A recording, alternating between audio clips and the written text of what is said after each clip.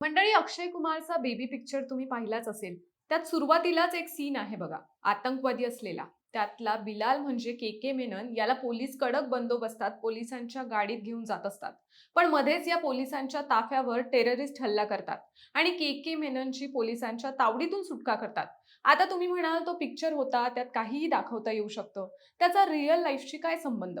पण मंडळी, अगदी तशीच घटना काल परवा पुण्यात घडता घडता राहिली. या दोन्ही घटनांमध्ये फरक फक्त एवढाच होता की पुण्यात आरोपीला पोलिसांच्या तावडीतून सोडवण्यासाठी नाही, तर पोलिसांच्या बंदोबस्तात असताना संपवण्यासाठी गेम सेट केलेला होता. पोलिसांच्या सतर्कतेमुळे जरी हा प्लॅन फिसकटला असला, तरी हा प्लॅन उघडकीस आल्यामुळे पुण्यातील गुन्हेगारी ही कोणत्या पातळीवर गेली आहे याचा अंदाज येतोय.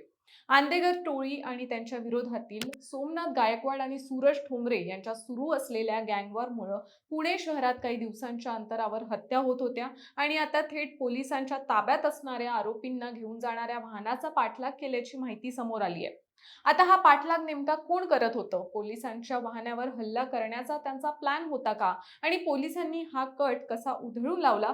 हेच सगळं आजच्या व्हिडिओच्या माध्यमातून आपण जाणून घेणार आहोत. नमस्कार, मी रुपल आणि तुम्ही पाहत आहात विषयच भारी. मंडळी, नॉर्मली शांत आणि सुंदर वाटणाऱ्या पुण्यात कुठेतरी मोठे गुन्हेगारी कट रचत असतात. त्याचा आपल्याला अधूनमधून प्रत्यय येतोच. अशा प्रकारचे कट रचून एक दिवस अचानक नगरसेवक वनराज आंदेकर यांची हत्या करण्यात आली आणि तेव्हापासून पुण्यात गँगवॉर सुरू झालं. या प्रकरणात पोलिसांनी सोमनाथ गायकवाड याला ताब्यात घेतलं आणि सध्या तो कोठडीत आहे. पण सूरज ठोंबरे हा अजून बाहेर आहे आणि तो आंदेकर टोळीचा सध्या प्रमुख विरोधक आहे. एसटी बॉईज नावाने तो एक गुन्हेगारी टोळी चालवत असल्याचं बोललं जातं. वनराज आंदेकर यांच्या हत्येनंतर त्यांचा भाऊ कृष्ण आंदेकर याने टोळीची सूत्र हातात घेतली आणि मग भावाच्या हत्येचा बदला म्हणून त्याने विरोधी टोळीचे आदेश कोमकर आणि गणेश काळेची हत्या घडवून आणली. त्यानंतर एन्काउंटरच्या भीतीनं कृष्ण आंदेकर याने पोलिसांसमोर आत्मसमर्पण केलं.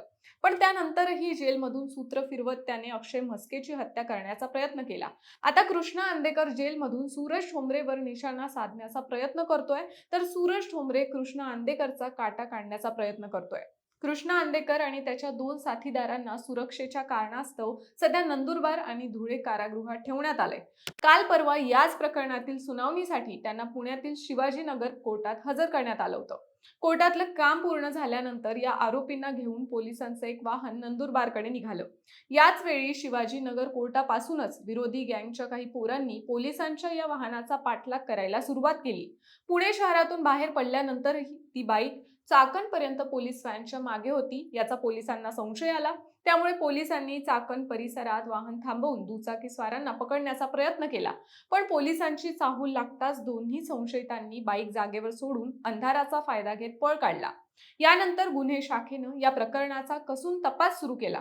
टेक्निकल माहिती आणि पोलिसांना मिळालेल्या गोपनीय माहितीनुसार पोलिसांनी धनकवडी येथून वेदांत रोहित सावंत वय 21 आणि कात्रज येथून अथर्व दत्तात्रय खोपडे वय 21 या दोघांना अटक केली. त्यानंतर तपासात समोर आलं की हे आरोपी पोलीस वाहन कुठे आहे, त्याच्यासोबत किती पोलीस आहेत, ताफा कोणत्या मार्गाने जातोय याची माहिती सातत्यानं सूरज ठोंबरेला मोबाईलद्वारे देत होते. त्यानंतर विशेष म्हणजे या दोघांकडे पिस्तूलही होते. त्यामुळे त्यांचा कृष्ण आंदेकरला घेऊन जाणारं पोलिसांचं वाहन रस्त्यात अडवून थेट पोलिसांच्या वाहनावर हल्ला करण्याचा डाव होता की काय असाही प्रश्न निर्माण होतोय. या प्रकरणात अटक केलेल्या सूरज ठोंबरे, मानव ढमाले आणि धीरज लखारा यांच्यावरही पोलिसांनी गंभीर गुन्हे दाखल केले आहेत. पोलिसांच्या माहितीनुसार यापूर्वी वनराज आंदेकर यांच्या हत्येचा बदला घेण्यासाठी आंदेकर टोळीनं 3 गंभीर गुन्हे केल्याचा आरोप आहे. त्यामध्ये आयुष कोमकरचा खून, अक्षय काळेवरील गोळीबार आणि एका रिक्षा चालकावर झालेला जीवघेणा हल्ला यांचा समावेश आहे. याच घटनांचा बदला घेण्यासाठी सूरज ठोंबरे टोळीने हा नवा कट रचल्याचा पोलिसांचा संशय आहे. तसेच या कटामध्ये सोमनाथ गायकवाड टोळीचाही सहभाग असण्याची शक्यता तपासली जाते.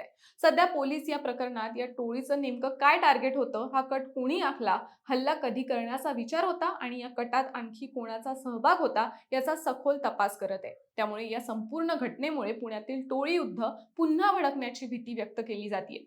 आंदेकर, सोमनाथ गायकवाड आणि सूरज ठोंबरे या टोळ्यांमधील वैर अनेक वर्षांपासून सुरू असून त्याचा परिणाम पुन्हा एकदा पुण्याच्या कायदा आणि सुव्यवस्थेवर होताना दिसतंय.